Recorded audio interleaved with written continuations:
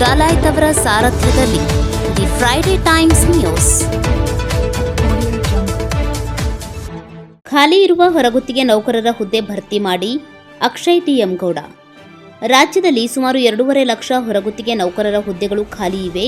ಈಗ ಕೆಲಸ ಮಾಡುತ್ತಿರುವ ಹೊರಗುತ್ತಿಗೆ ನೌಕರರಿಗೆ ಇದು ಹೊರೆಯಾಗುತ್ತಿದೆ. ಸರ್ಕಾರ ಇದುವರೆಗೂ ಖಾಲಿ ಇರುವ ಹುದ್ದೆಗಳನ್ನು ಭರ್ತಿ ಮಾಡುವ ನಿರ್ಣಯ ಕೈಗೊಳ್ಳುತ್ತಿಲ್ಲ. ಸರ್ಕಾರದ ಈ ನಿರ್ಣಯದಿಂದಾಗಿ ಸದ್ಯ ದುಡಿಯುತ್ತಿರುವ ಹೊರಗುತ್ತಿಗೆ ನೌಕರರಿಗೆ ತೀವ್ರ ತೊಂದರೆ ಆಗುತ್ತಿದೆ ಅಂತ ಕರ್ನಾಟಕ ರಾಜ್ಯ ಆರೋಗ್ಯ ಇಲಾಖೆ ವಿವಿಧ ವೃಂದದ ಹೊರಗುತ್ತಿಗೆ ನೌಕರರ ಸಂಘದ ರಾಜ್ಯಾಧ್ಯಕ್ಷ ಅಕ್ಷಯ್ ಟಿ.ಎಂ. ಗೌಡ ಹೇಳಿದರು. ನಗರದ ಪತ್ರಿಕಾ ಭವನದಲ್ಲಿ ಸೋಮವಾರ ಸುದ್ದಿಗೋಷ್ಠಿ ನಡೆಸಿ ಮಾತನಾಡಿದ ಅವರು, ಆರೋಗ್ಯ ಇಲಾಖೆಯಲ್ಲಿ 16 ವರ್ಷಗಳಿಂದ ಹೊರಗುತ್ತಿಗೆ ಆಧಾರದಲ್ಲಿ ಸುಮಾರು 9,000 ನೌಕರರು ಕಾರ್ಯನಿರ್ವಹಿಸುತ್ತಿದ್ದು, ಸರ್ಕಾರ ಒಂದು ಖಾಸಗಿ ಸಂಸ್ಥೆಗೆ ಟೆಂಡರ್ ನೀಡುವ ಮೂಲಕ ನೌಕರರನ್ನು ಶೋಷಿಸುತ್ತಿದೆ. ಗದಗ ಜಿಲ್ಲೆಯಲ್ಲಿ 142 ಹೊರಗುತ್ತಿಗೆ ನೌಕರರು ಆರೋಗ್ಯ ಇಲಾಖೆಯಲ್ಲಿ ಕರ್ತವ್ಯ ನಿರ್ವಹಣೆ ಮಾಡುತ್ತಿದ್ದು, ಅವರಿಗೆ ದೊರೆಯಬೇಕಾದ ಮೂಲಭೂತ ಸೌಲಭ್ಯಗಳು ಸಿಗುತ್ತಿಲ್ಲ. ಹೀಗಾಗಿ ಕೂಡಲೇ ಅವರಿಗೆ ಸೌಲಭ್ಯವನ್ನು ಒದಗಿಸಬೇಕು ಎಂದು ಆಗ್ರಹಿಸಿದರು. ಬಾಗಲಕೋಟೆ ಜಿಲ್ಲೆಯ ಹೊರಗುತ್ತಿಗೆ ನೌಕರರೊಬ್ಬರು ಇತ್ತೀಚೆಗೆ ಮೃತಪಟ್ಟಿದ್ದು, ಅವರ ಅಗಲಿಕೆಯಿಂದ ಅವರ ಮನೆಯ ಜೀವನ ಸಾಕಷ್ಟು ತೊಂದರೆ ಅನುಭವಿಸುವಂತಾಗಿದೆ. ಮೃತನ ಕುಟುಂಬಕ್ಕೆ ಕರ್ನಾಟಕ ರಾಜ್ಯ ಆರೋಗ್ಯ ಇಲಾಖೆ ವಿವಿಧ ವೃಂದದ ಹೊರಗುತ್ತಿಗೆ ನೌಕರರ ಸಂಘದಿಂದ 36,211 ರೂಪಾಯಿ ಹಣ ನೀಡಿ ಸಹಾಯ ಮಾಡಲಾಗಿದೆ. ಸರ್ಕಾರವು ಮಾನವೀಯತೆ ಆಧಾರದ ಮೇಲೆ ಮೃತಪಟ್ಟ ನೌಕರರ ಮನೆಯವರಿಗೆ ಹೊರಗುತ್ತಿಗೆ ಆಧಾರದಲ್ಲಿ ಕೆಲಸ ಕಲ್ಪಿಸಿ ಅವನ ಕುಟುಂಬಕ್ಕೆ ಆಸರೆ ಆಗಬೇಕು. ಇದರಿಂದ ಆ ಬಡ ನೌಕರನ ಕುಟುಂಬಸ್ಥರ ಹೊಟ್ಟೆ ತುಂಬಿದಂತಾಗುತ್ತದೆ ಎಂದು ಸರ್ಕಾರಕ್ಕೆ ಮನವಿ ಮಾಡಿದರು. ಕೋವಿಡ್ನಂತಹ ಸಂಕಷ್ಟದ ಸಂದರ್ಭದಲ್ಲಿ ಹೊರಗುತ್ತಿಗೆ ನೌಕರರು ಪ್ರಾಣದ ಹಂಗು ತೊರೆದು ಕಾರ್ಯನಿರ್ವಹಿಸಿದ್ದಾರೆ. ಆದರೆ ಇತ್ತೀಚೆಗೆ ಹೊರಗುತ್ತಿಗೆ ಪದ್ಧತಿಯಲ್ಲಿಯೂ ಕೂಡ ಮೀಸಲಾತಿಯನ್ನು ತಂದು ನೌಕರರನ್ನ ಇಕ್ಕಟ್ಟಿಗೆ ಸಿಲುಕಿಸುವ ಪ್ರಯತ್ನ ಸರ್ಕಾರ ಮಾಡುತ್ತಿದೆ. ಮೀಸಲಾತಿ ಜಾರಿಯಾದರೆ ಹೊರಗುತ್ತಿಗೆ ಆಧಾರದಲ್ಲಿ ದುಡಿಯುತ್ತಿರುವ ನೌಕರರ ಕುಟುಂಬಗಳು ಬೀದಿಗೆ ಬರುತ್ತವೆ. ಮೀಸಲಾತಿ ತಂದರೂ ಕೂಡ ಈಗ ಕೆಲಸ ನಿರ್ವಹಿಸುತ್ತಿರುವ ನೌಕರರ ಕೆಲಸವನ್ನ ಕಿತ್ತುಕೊಳ್ಳಬಾರದು. ಈ ಬಗ್ಗೆ ಜಿಲ್ಲಾಧಿಕಾರಿ, ಜಿಲ್ಲಾ ಪಂಚಾಯತ್ ಮುಖ್ಯ ಕಾರ್ಯನಿರ್ವಾಹಕ ಅಧಿಕಾರಿ ಹಾಗೂ ಡಿಎಚ್ಒ ಅವರಿಗೆ ಮನವಿ ನೀಡಲು ನಿರ್ಧರಿಸಲಾಗಿದೆ ಎಂದು ಅಕ್ಷಯ್ ಟಿ.ಎಂ. ಗೌಡ ಹೇಳಿದರು. ಗದಗ ಜಿಲ್ಲೆಯಾದ್ಯಂತ 13 ಹೊರಗುತ್ತಿಗೆ ನೌಕರರನ್ನ ಈಗಾಗಲೇ ಕೆಲಸದಿಂದ ವಜಾಗೊಳಿಸಲಾಗಿದೆ. ಆದರೆ ಅವರನ್ನು ವಜಾಗೊಳಿಸಲು ನಿಖರ ಕಾರಣವನ್ನು ತಿಳಿಸಿಲ್ಲ. ಹೀಗಾಗಿ ಅವರ ಕುಟುಂಬಗಳು ಈಗ ಬೀದಿಗೆ ಬಂದಿದ್ದು, ಕೂಡಲೇ ಅವರನ್ನು ಮರಳಿ ಕೆಲಸಕ್ಕೆ ಹಾಜರುಪಡಿಸಬೇಕು. ಅನುದಾನದ ನೆಪ ಒಡ್ಡಿ ವಜಾಗೊಳಿಸುವುದು ಸರಿಯಾದ ಕ್ರಮವಲ್ಲ.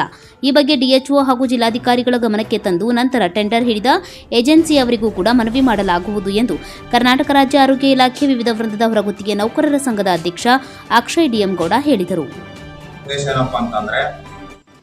ಕರ್ನಾಟಕ ರಾಜ್ಯ ಆರೋಗ್ಯ ಇಲಾಖೆಯಲ್ಲಿ ಏನು ಹೊರಗುತ್ತಿಗೆ ಆಧಾರದ ಮೇಲೆ ಕೆಲಸ ನಿರ್ವಹಿಸುತ್ತಿದ್ದಾರೆ, ಆ ನೌಕರರ ಸಿಬ್ಬಂದಿಗಳ ಹಿತರಕ್ಷಣೆಗಾಗಿ ಅಂತ ಒಂದು ಸಂಘ ಸ್ಥಾಪನೆ ಮಾಡಿದ್ವಿ. 1 ವರ್ಷ ಸಂಘ ಕಟ್ಟಿ 1 ವರ್ಷ ಆಯಿತು. ಅದಾದ ನಂತರ 3-4 ತಿಂಗಳು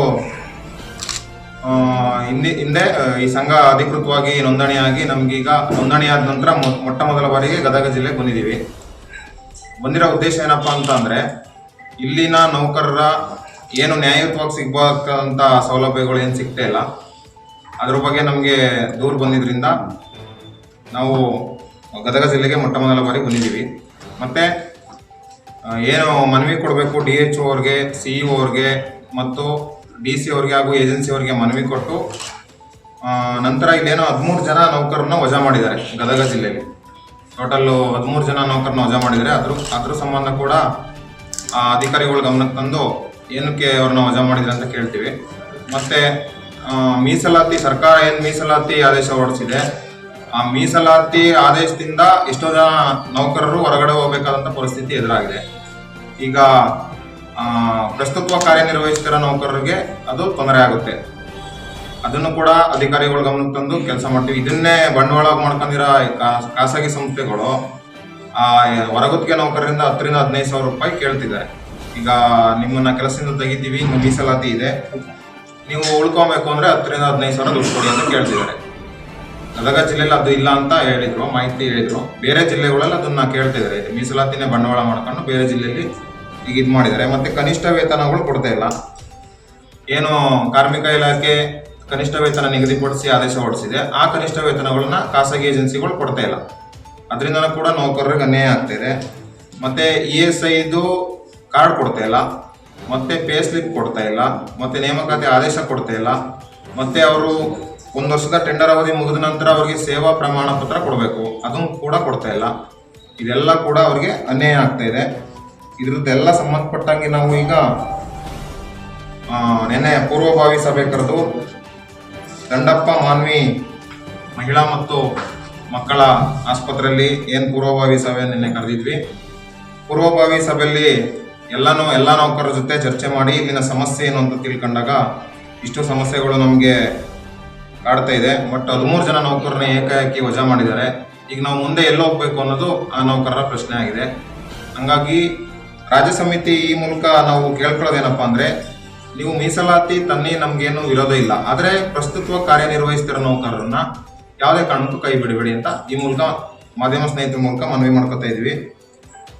ಮತ್ತೆ ಏನು ಈಗ ಬಾಗಲಕೋಟೆಯಲ್ಲಿ ಒಂದು 15 ದಿವಸದ ಹಿಂದೆ ಒಂದು ಹೊರಗುತ್ತಿಗೆ ನೌಕರರು ಏನು ಮೃತಪಟ್ಟಿದ್ರು, ಆ ಕುಟುಂಬಕ್ಕೂ ಕೂಡ ನಿನ್ನೆ ಶ್ರದ್ಧಾಂಜಲಿ ಅರ್ಪಿಸಿ ಮತ್ತೆ ರಾಜ್ಯ ಸಂಘದ ವತಿಯಿಂದ 36,211 ರೂಪಾಯಿ ರಾಜ್ಯ ಎಲ್ಲ ನಮ್ಮ ನೌಕರ ವರ್ಗದವರು ಏನು ಅಮೌಂಟ್ ಹಾಕಿದ್ರು ಅವ್ರಿಗೆ ಸಹಾಯ ಮಾಡಿ ಅಂತ ಅವ್ರಿಗೆ 36,211 ರೂಪಾಯಿನ ಅವ್ರಿಗೆ ತಲುಪಿಸಿ ಈಗ ನಂತರ ಇವತ್ತಿನ ಕಾರ್ಯಕ್ರಮ ಏನಂದ್ರೆ, ನಾವು ಏನು 13 ಜನ ನೌಕರರನ್ನು ತೆಗೆದಿದ್ರೆ ಅವ್ರ ಕುರಿತಾಗಿ ಮತ್ತೆ ಮೂಲಭೂತ ಸೌಕರ್ಯಗಳು ಏನು ದೊರೀತಿಲ್ಲ ಅದ್ರ ಬಗ್ಗೆ ಈಗ DHO ಅವ್ರಿಗೆ ಫಸ್ಟ್ ಮನವಿ ಕೊಟ್ಟು ನಂತರ ಏಜೆನ್ಸಿ ಅವ್ರಿಗೆ ಕೊಟ್ಟು ಎರಡನ್ನು ಮನವಿ ಕೊಟ್ಟಿರೋದನ್ನ ಪ್ರತಿಯನ್ನ ಇವ್ರಿಗೆ DC ಅವ್ರಿಗೆ ಮತ್ತೆ CEO ಅವ್ರಿಗೆ ತಲುಪಿಸ್ತೀವಿ. ಮತ್ತೆ ಕೇಳಿದ್ರೆ ಅನುದಾನದ ಕೊರತೆ ಅಂತ ಹೇಳ್ತಿದ್ದಾರೆ. ಬಟ್ ನೋಡ್ಬೇಕೀಗ ಏನು ಅವ್ರ ಕಡೆಯಿಂದ ಯಾವ ರೀತಿ ಸಕಾರಾತ್ಮಕ ಸ್ಪಂದನೆ ಸಿಗುತ್ತೋ, ಯಾವ ರೀತಿ ಸ್ಪಂದನೆ ಸಿಗುತ್ತೆ ನೋಡ್ತೀವಿ. ಅವರು ಸರಿಯಾದ ರೀತಿಯಲ್ಲಿ ಸ್ಪಂದನೆ ಮಾಡಲಿಲ್ಲ ಅಂದ್ರೆ ಮುಂದಿನ ದಿನಗಳಲ್ಲಿ ಕಾನೂನು ರೀತಿಯಾಗಿ ಏನು ಹೋರಾಟ ಮಾಡ್ಬೋದು ಹೋರಾಟ ಮಾಡ್ತೀವಿ.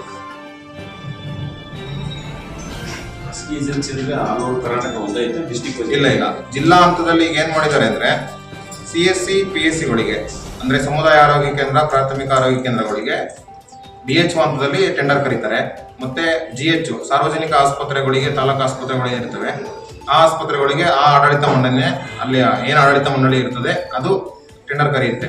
ಅಲ್ಲಿ ಒಂದು ಜಿಲ್ಲೆಯಲ್ಲಿ 2 ರಿಂದ 3, 4 ಏಜೆನ್ಸಿಗಳು ಟೆಂಡರ್ ಪಡೆದಿರ್ತವೆ. ಆದರೆ ಸರಿಯಾದ ಸಮಯಕ್ಕೆ ವೇತನ ನೀಡಲ್ಲ, ಅವ್ರಿಗೆ ಮೂಲಭೂತ ಸೌಕರ್ಯಗಳು ಏನಿದೆ ಅದನ್ನು ಕೂಡ ತಲುಪಿಸ್ತಿಲ್ಲ ಅಂತಂದ್ರೆ ನೌಕರರು ಸಂಬಳನೇ ಹೆಚ್ಚಿಕೊಂಡು ಜೀವನ ಮಾಡ್ತಾ ಇರ್ತಾರೆ.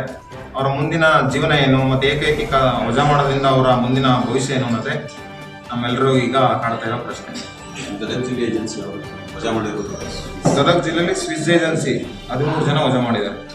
ಮೈಸೂರಿನ ಸ್ವಿಸ್ ಏಜೆನ್ಸಿ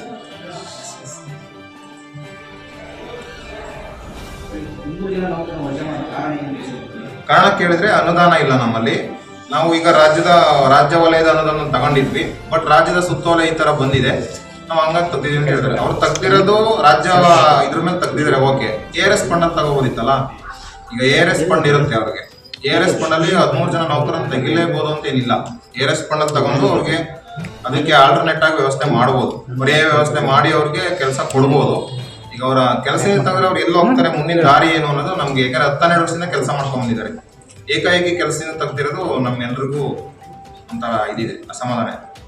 ಈಗ ನಾವು ಮನವಿ ಮಾಡ್ಕೊಳ್ಳೋದೇನಪ್ಪಾ ಅಂದ್ರೆ, ಈಗ ಏನ್ ನಾನು ಹೇಳಿದೆ, ಬಾಗಲಕೋಟೆ ಜಿಲ್ಲೆಯಲ್ಲಿ ಹೊರಗುತ್ತಿಗೆ ನೌಕರರು ಮೃತಪಟ್ಟಿದ್ರು, ಅವ್ರ ಕುಟುಂಬಕ್ಕೆ ನಮ್ಮಿಂದ ಸಹಾಯ ಮಾಡಿದ್ವಿ ಅಂತ. ಈಗ ಅವರು ರಾಜ್ಯ ಸರ್ಕಾರದ ಏನಾರ ನೌಕರರಾಗಿದ್ರೆ ಅವ್ರಿಗೆ ಸರ್ಕಾರದ ವತಿಯಿಂದಲೇ ಪರಿಹಾರ ಬರ್ತಿತ್ತು.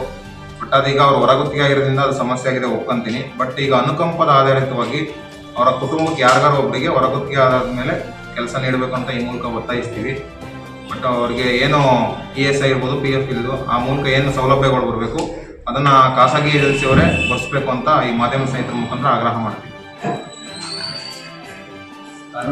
ಅಂದ್ರೆ ಮಾನವೀಯತೆ ಮುಖ್ಯ ಅಲ್ವಾ ಸರ್, ಕಾನೂನಾತ್ಮಕವಾಗಿ ನಾವು ಬೆಳ್ಕೊಳ್ತಾ ಇರೋದು. ಏಕೆಂದ್ರೆ ಆ ಕುಟುಂಬದ ಶಕ್ತಿ ಇದ್ದವರೇ ಅವರೇ ತಿರೋದ್ಮೇಲೆ ಆ ಕುಟುಂಬ ನಿರ್ವಹಣೆ ಹೇಗೆ? ಅದಕ್ಕೆ ಅವ್ರಿಗೆ ನಾವು ಅವ್ರನ್ನ ನೋವುಪಡಿಸುವಂತ ಶಕ್ತಿ ಅಂತೂ ನಮ್ಮಲ್ಲಿ ಇಲ್ಲ. ಬಟ್ ಅಟ್ಲೀಸ್ಟ್ ಕೆಲಸ ಕೊಟ್ಟರೆ ಅವ್ರ ಮುಂದಿನ ಜೀವನನಾದ್ರೂ ಸಾಗಿಸ್ಬೋದಲ್ಲ ಅನ್ನೋದು ನಮ್ಗೆ. The Friday times news Gadag.